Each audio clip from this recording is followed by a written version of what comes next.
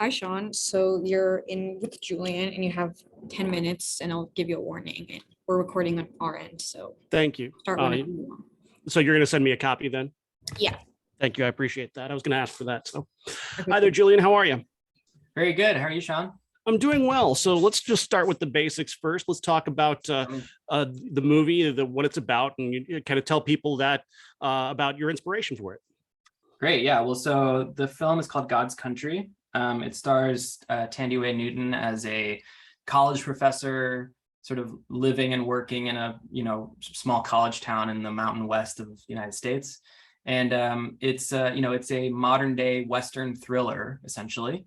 And the story starts when she finds two hunters trespassing on her property and very politely asks them to leave. And one thing leads to another, and it starts to spiral out of control. And hopefully, it's kind of one of those. It's a movie that is entertaining and thoughtful and interesting to watch. It's based on a short story called Winter Light by James Lee Burke, who's a very well-known mystery and thriller writer.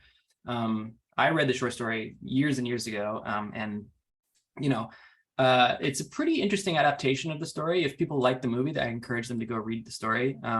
It takes the characters and the plot in a very different direction, but I think we brought along the serious moral and ethical themes of the story with us. So that was our and for my part, I thought you expanded upon that with what you brought to it, especially in the way you use Thindiwe's character to not only talk about the situation that she's in, but what brought her there. And specifically, you raised the issue of Katrina and bring that into this.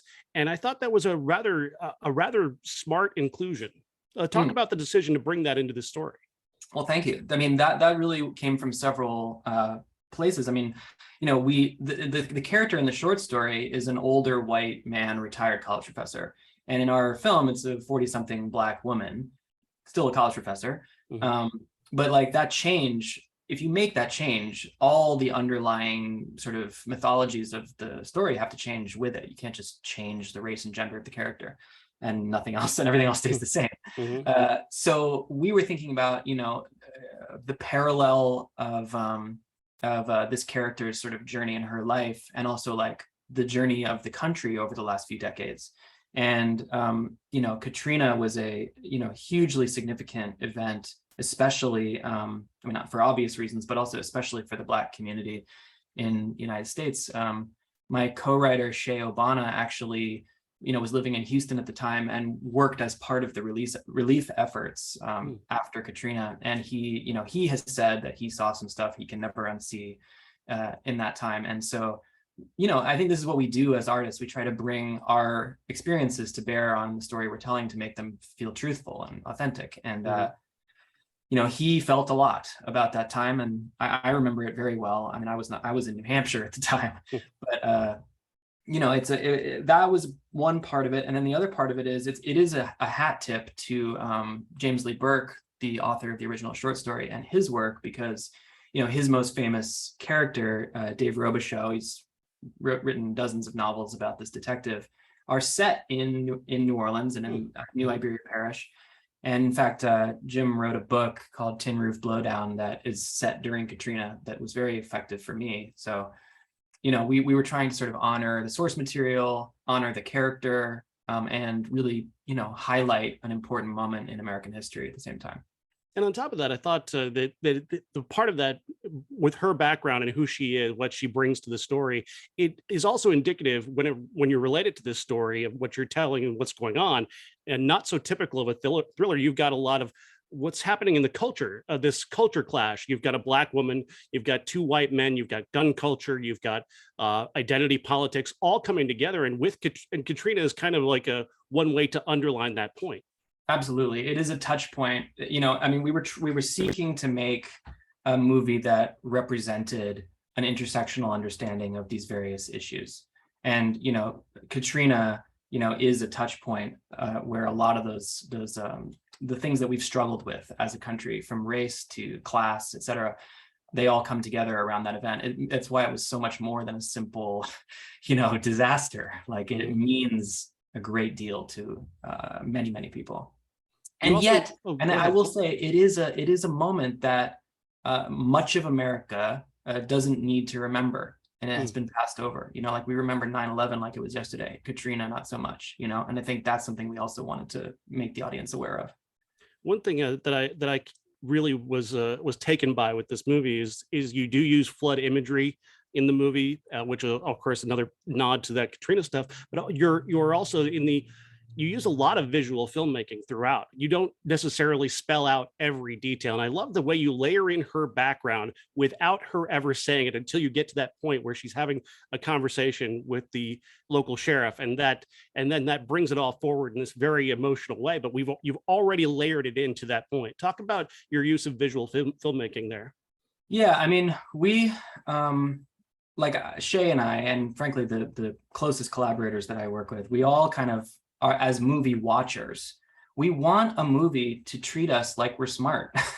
You know, like I want to trust the audience to be paying attention, you know, and of course it's your choice to pay attention or not, but I want to assume that you're paying attention and assume that you're, you know, you're smart enough to follow along. And so we withhold information to draw you deeper in, you know. I find that, you know, what makes me keep watching a movie is curiosity, you know.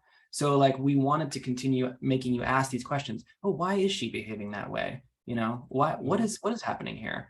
And then, you know, keep you wondering about that so that by the time you find out, in some ways you may already know on some deep level, you know. I love, you know, it's a visual medium. Like if I wanted to just describe what was going on, I would write a novel, you know. Yeah. The thing that makes film so fascinating is the filmmakers get to help you see the story the way they want to tell it, you know.